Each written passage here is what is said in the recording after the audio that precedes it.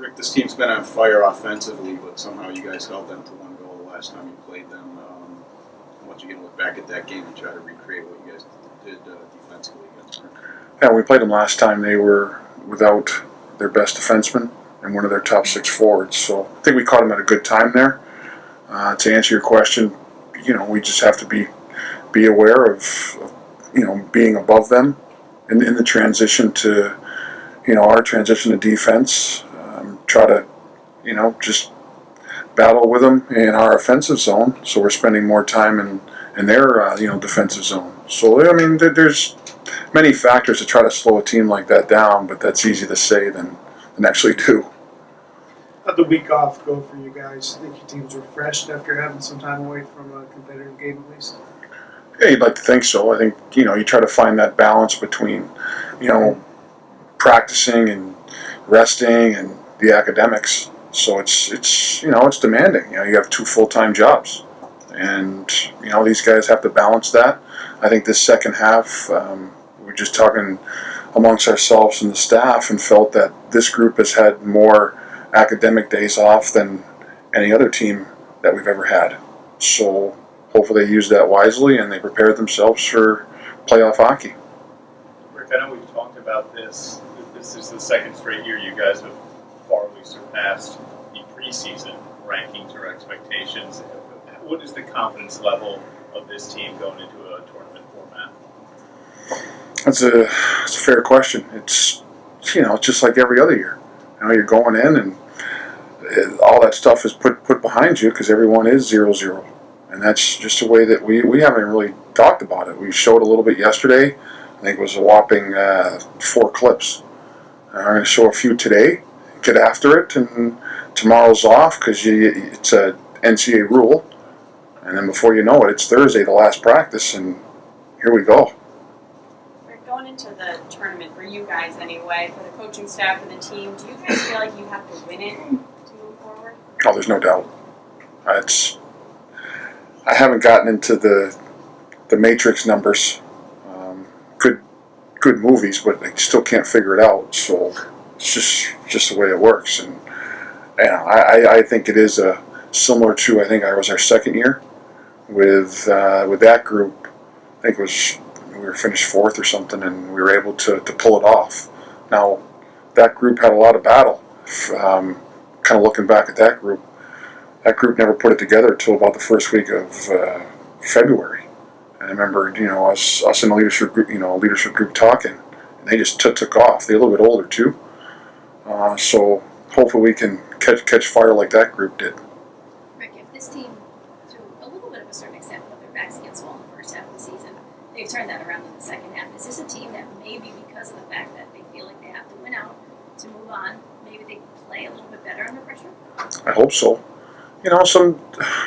Some nights in the second half, or Friday nights, our starts have been a little sluggish for whatever reason, and we're still trying to figure that out.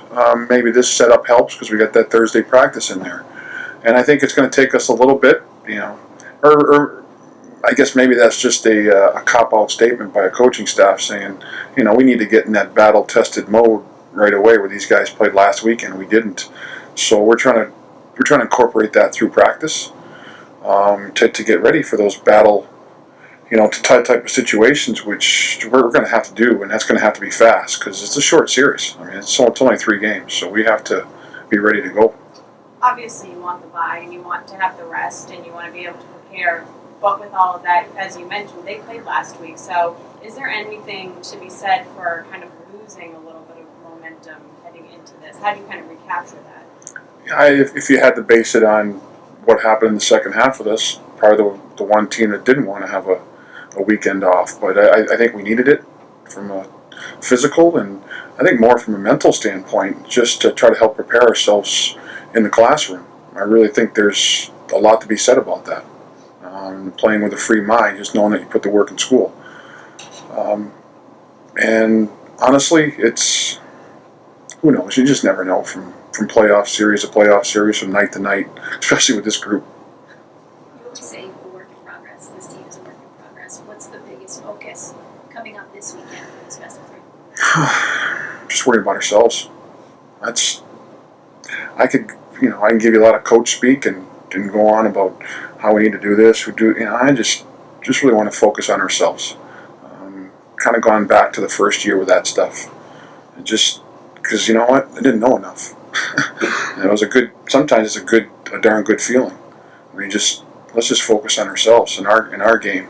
Now, obviously, we're going to give them a scout report and some scout video, but it's going to be. We've already played these guys 2 times. We have the same film that they do, so we'll just kind of worry about ourselves here. Do you do anything this week to prepare for Friday to avoid those slow starts and the Friday night performances we talked about as the year went along, where you seem to be better on Saturday? I've tried some numerous stuff, this past year, and some of it, sometimes I get it and sometimes I don't. That's understandable, because I don't know, everything's different, just coming into different weekends.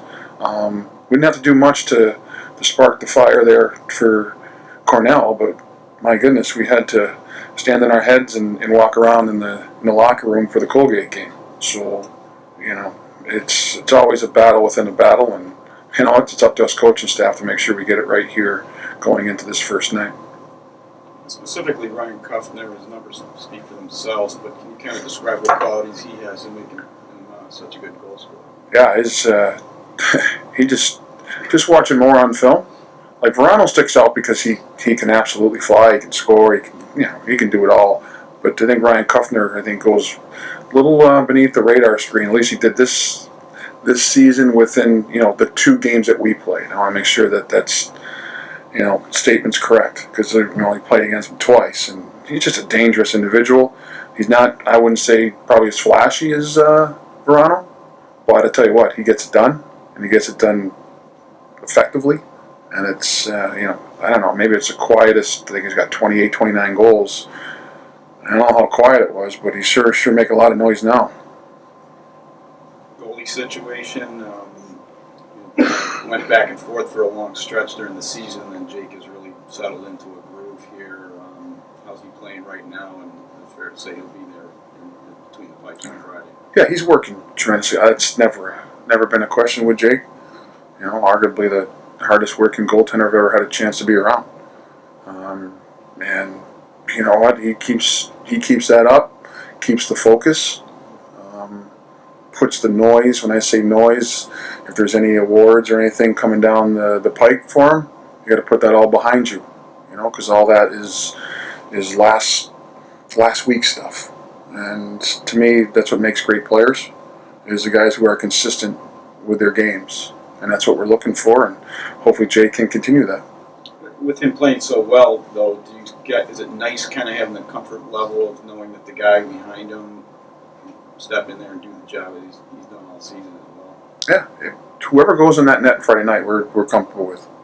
As a coaching staff, I'm talking to Jason Tapp, talking to John Ronan, Matt Alvey, whoever goes in there, we're fine with. We felt that way, the whole season long. It's just Jake at the end caught fire, and he earned the job, and he grabbed it. That's a junior, and I think that's something for Darian to learn from. Especially, we're talking to Rick. Sometimes on Friday night home games, you guys were a little slow in getting started. Saturday, not so much of a problem. How do you safeguard against that this week? It comes down to work ethic and just being ready from the get-go. I think it has cost us games this season, and it's something we've really gone over like the past couple of weeks of how important it is to come out ready for the weekend, and it's just we've been keep telling us that for these games. So, what have you guys done during the off week to sort of rest and recover, but stay sharp at the same time? Trying to keep it short and detailed, intense, but doing it the right way. So, from start to end of every single practice here, we try to stick to the details and really keep the intensity up. Do you guys treat this as a new season, kind of a clean slate for everybody, knowing that if you don't get through this one, there might not be a next one? Can you repeat that, Yeah, please? do you guys kind of treat this as a new season and a clean slate in terms of records? Just because if you don't get through this series, there may not be another series. Oh, yeah, absolutely. no, it's everything's on the line. I mean, this weekend forward, we're playing to stay alive. So that's definitely in the back of our heads. Yeah. When you guys played Princeton last time, you held them to 1 goal, but meanwhile they're just on fire offensively. They scored 15 goals last time. What were you guys able to do in that game where you held them to 1, and will you try to recreate that this weekend? Yeah, I think it all came down to systems and how we were able to kind of shut off their offense just by everyone sticking to our system and defensively and finding a way to shut them down like we did. There's a lot of thoughts, and that's credit to the coaching staff getting it, teaching us how to do it, and I think just keep nagging on that, and every guy pulling through and doing the small things to support the greater system. That said, how dangerous is Princeton offensively, especially with guys like Verano and Cuffler's on fire right now? They're incredible hockey players, and there's only so much we know how to play. We know what to do and what we need to do in order to shut them down, and that's our goal. That's a goal. We're going to do the best of that. You talked about the small details, and to a certain extent, keeping it simple. We talked about that with you guys all season long. But what are some of those, those 1 or 2 things that you're focusing on for this weekend? There's a lot of little things. It's like making a first pass, making a simple first pass. You're getting the puck out of the zone and not trying to pass it through a number of guys through the middle. It's just getting those simple things like it can be shooting the puck on net instead of trying to dangle another guy. It's just, and they accumulate, and it gives you the whole team momentum. So I can't single out 1 or 2 of those small things. It's this all the simple things in the game, and together they just accumulate and give the whole team momentum and gives you those goals. You can imagine with them, you guys swept them in the regular season. They're the lower seed. They're coming in here. You can imagine that they're playing with a bit of a chip on their shoulder. So how do you match that intensity when you are the team that had the bye and you don't maybe necessarily have the same momentum heading into this weekend? It's tough. It's hard. We were talking about earlier about how we struggle with the Friday night games, and I think it just comes down to disregarding them. It's just thinking about us and knowing how good we can be, and just not taking anything for granted, and just be ready. Be ready. Have you noticed in the locker room guys getting more excited because now it's playoff hockey time? This is what you work the whole season towards. Yeah, absolutely. The atmosphere is great. Locker room is great. Everyone's excited, and we're all holding each other accountable. Princeton's been on fire offensively lately, including last weekend. They totaled 15 goals in 2 games. Meanwhile, you guys held them to 1 the last time you played them. What did you guys do right in that game? Will you be able to recreate it this weekend? Will you see that again? I think for us, it's just trying to keep things simple. Obviously, it's easy to notice they're high-skilled, very offensive team. So hopefully, if we can focus on keeping it simple and trying to slow those guys down as much as we can. What makes Kuffner a good player? He's had a very kind of a breakout offensive year. Yeah, very fast player. Him and Max are high-speed guys, and they like to get behind you. So obviously, they can do some damage when they get in there with speed. So hopefully, if we can slow them down, maybe play in their end as much as we can, then hopefully just limit their chances. Are you guys, the leadership group, or you as the captain, doing anything differently this week to avoid these slow starts you've had on Fridays this year? I think just focus so we can execute in practice. So hopefully carry that over into games. We have a lot of guys coming back from last year, so I think a lot of guys understand how the playoffs work, and it happens fast. It's just 1 weekend here to make or break the rest of your year. So I think you definitely want to make the most of it, and there's no time for a lapse. If you put yourself in Princeton's skates, you believe they might have a little extra motivation because you guys were the ones that knocked them out last year in the playoffs? Could be. I'm sure they remember. I mean, I know we remember when we get knocked out by each year and this and that. So I'm sure. But then again, I mean, it's a playoff game, so it's just as important for both teams. I think we're both looking to stay alive and play another weekend. For some of the young guys who maybe haven't had the experience, what do you tell them? What's the difference between playoff hockey and regular season hockey? I think our last home game against Cornell was a little bit of a taste of that. Obviously, the intensity was high, and then it's just you're playing a good team every weekend, so it's just each and every shift you got to make the most of it because you never know how many you got left.